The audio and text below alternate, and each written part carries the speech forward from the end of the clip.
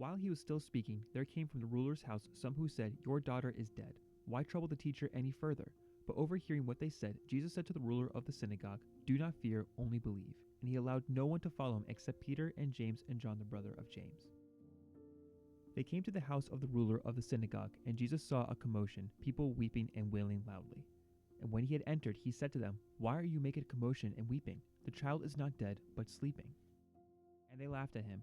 But he put them all outside and took the child's father and mother and those who were with them and went in where the child was. Taking her by the hand, he said to her, "Talitha kumi," which means, "Little girl, I say to you, arise."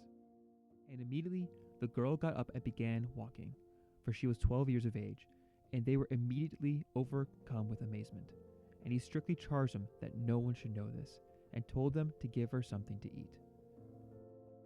There are 3 Old Testament passages that consist of a prophet involved in someone coming back to life. All 3 accounts come from the 1st and 2nd book of Kings with Elijah and Elisha. These passages are 1 Kings 17 through 24, 2 Kings 4:18 to 37, and then 2 Kings 13:20 to 21. In the first 2 accounts, we have the prophets calling upon the Lord before acting in this miraculous event. The third has a literary and theological device at play that we will have to cover at another time for a different series. The point being is that the prophets called upon the Lord often for his involvement, in this case with reviving the dead. Jesus here, just like in the past, has no need to do so. This is not the only time we see Jesus revive someone from the dead. We see in John 11 that Jesus raises Lazarus from the dead, who has been dead for 4 days. Some may argue that he was never truly dead, but Lazarus was also in a tomb. If he wasn't dead, he for sure lost air, being that it was cut off from him while in the tomb by a stone. Jesus speaks to the dead man, aka Lazarus, and tells him to come out, and he does.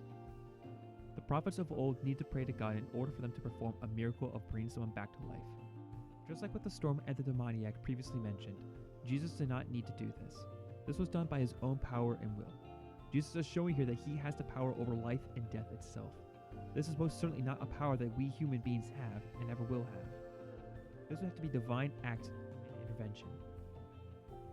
Again, though the other examples involve prophets going before God, requesting assistance, and the power to do this, Mark once again teaches and shows how Jesus is God incarnate who does not need to do so.